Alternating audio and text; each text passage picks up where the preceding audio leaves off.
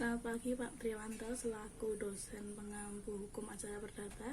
Di sini saya akan melaksanakan tugas untuk menjelaskan macam-macam alat bukti di hukum perdata. Yang pertama adalah alat bukti tertulis atau surat. Bahwa alat bukti atau surat ini merupakan segala sesuatu yang memuat tanda-tanda bacaan yang merupakan buah pikiran atau isi hati dari orang yang membuatnya. Jadi surat ini bisa dibuktikan untuk lebih ditekankan pada adanya tanda-tanda bacaan yang menyatakan buah pikiran seseorang yang membuat. Walaupun ada sesuatu benda yang memuat tanda bacaan, akan tetapi tidak menyatakan bahwa buah pikiran dan isi hati tidak termasuk sebagai alat bukti tertulis atau surat. Alat bukti surat ini juga diberikan dua macam, yaitu akta yang terdiri dari akta autentik dan akta di bawah tangan. Yang kedua, tulisan bukti akta yang bisa diartikan sebagai tulisan yang tidak sengaja dibuat sehingga bisa menjadi alat bukti ke depannya. Alat bukti saksi.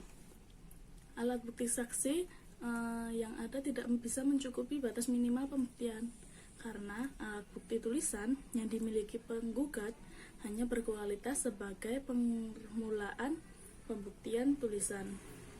Dengan demikian, jalan keluar yang dapat ditempuh penggugat untuk membuktikan dalil gugatannya adalah dengan cara menghadirkan saksi-saksi yang kebetulan melihat dan mengalami sendiri bahwa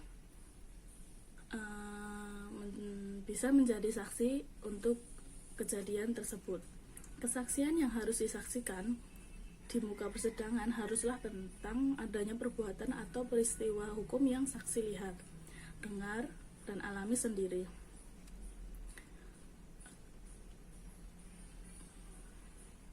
Yang melatar belakangi kejadian tersebut. Dalam hal ini di sidang dilarang menyimpulkan, membuat dugaan, atau memberikan pendapat tentang kesaksian yang ia terungkap, dan hal tersebut kesaksian yang demikian tidak dapat dianggap sebagai kesaksian. Yang ketiga, alat buktinya adalah persangkaan. Pada intinya, persangkaan adalah kesimpulan yang ditarik dari suatu peristiwa yang telah dianggap terbukti atau peristiwanya yang dikenal ke arah suatu peristiwa yang belum terbukti. Apabila yang menarik kesimpulan tersebut undang-undang, maka disebut persangkaan undang-undang. Jika yang menarik kesimpulan tersebut adalah hakim, maka persangkaan tersebut dinamakan persangkaan hakim. Yang pertama, saya akan menjelaskan persangkaan menurut undang-undang. Bisa disebut juga dengan persangkaan hukum atau persangkaan undang-undang. Persangkaan undang-undang ini bisa juga dibagi menjadi dua, yaitu persangkaan menurut undang-undang yang tidak dapat dibantah dan persangkaan menurut undang-undang yang dapat dibantah. Yang kedua adalah persangkaan hakim. Bentuk ini tidak berdasarkan undang-undang, tetapi diserahkan kepada pertimbangan hakim dengan syarat asal bersumber dari fakta-fakta yang penting. Dalam hal inilah hakim yang akan memutuskan berdasarkan kenyataan bahwa persangkaan tersebut terkait erat dengan peristiwa lain sehingga dapat melahirkan pembuktian.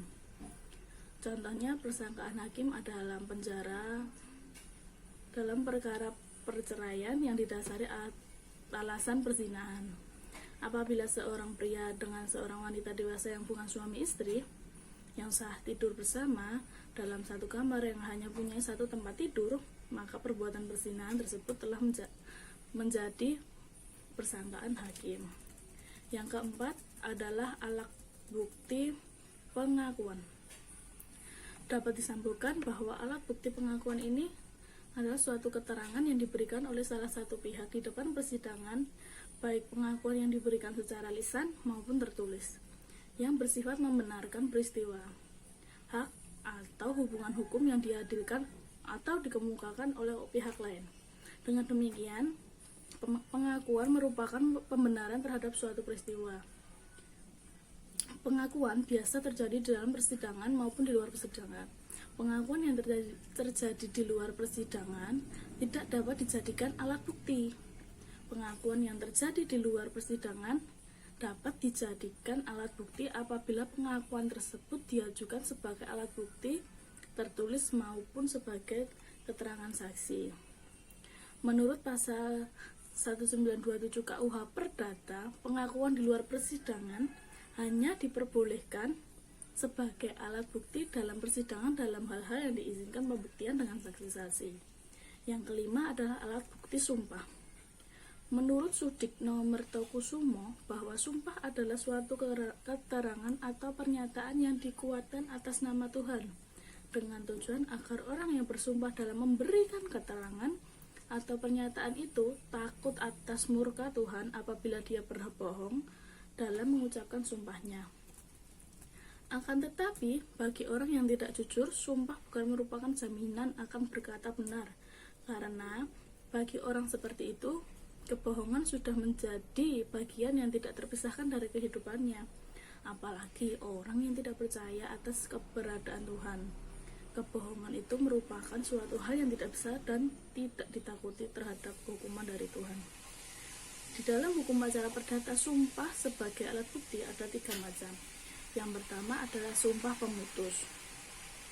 Sumpah pemutus disebut juga sebagai disher ed, yaitu sumpah yang dilakukan oleh pihak yang satu, baik penggugat maupun tergugat, diperintahkan kepada pihak yang lain untuk menggantungkan pemutusan perkara atas pengucapan dan pengangkatan sumpah. Artinya adalah sumpah yang dilakukan oleh pihak tergugat atas perintah atau permintaan dari pihak tergugat. Begitu juga sebaliknya, makna sumpah ini memiliki daya kekuatan memutus perkara atau mengakhiri perselisihan. Hakim tidak boleh menolak keinginannya para pihak yang berperan untuk menyelesaikan perkara dengan sumpah pemutus ini. Hakim hanya boleh mempertimbangkan apabila hal-hal dan kejadian-kejadian yang benar tidaknya memang dapat dikuatkan oleh sumpah dari pihak yang berperkara. Apabila segala sesuatu untuk melakukan sumpah sudah terpenuhi, hakim harus memperkenankan penyumpahan tersebut dan harus memberi putusan sesuai dengan bunyi sumpah tersebut. Yang kedua adalah sumpah penambah. Sumpah penambah disebut juga sebagai sumpah suppletoir. Sumpah pelengkap ini adalah yang diperintahkan oleh hakim karena jabatannya salah satu pihak untuk melengkapi pembuktian suatu peristiwa yang menjadi sengketa sebagai dasar putusannya.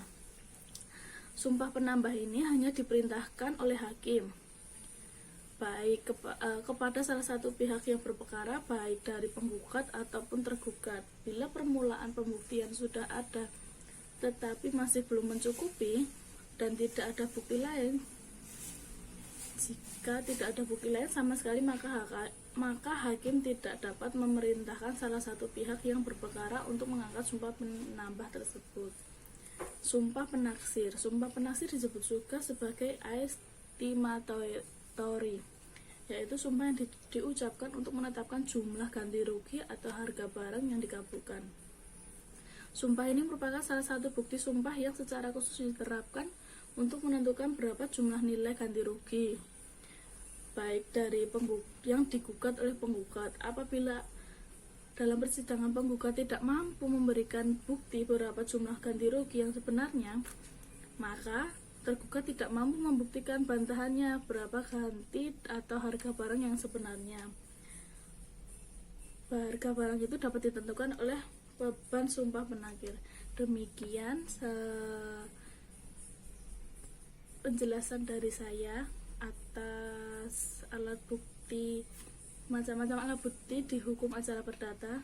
Saya ucapkan banyak terima kasih. Mohon maaf bila ada kata atau perkataan saya yang kurang jelas. Terima kasih banyak. Selamat pagi.